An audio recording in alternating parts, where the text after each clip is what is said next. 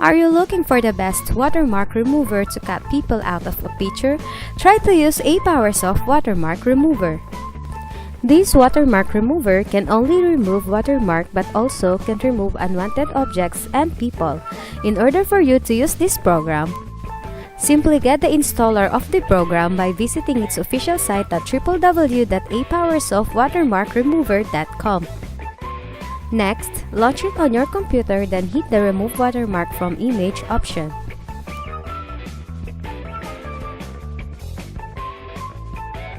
Click the plus sign icon to import photos from your computer.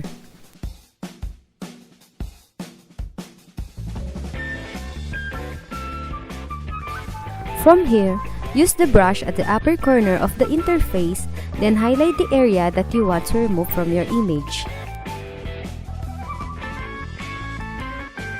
Lastly, hit the Convert button to see the changes.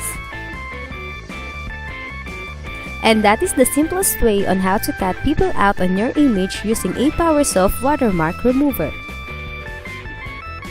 Thank you for watching!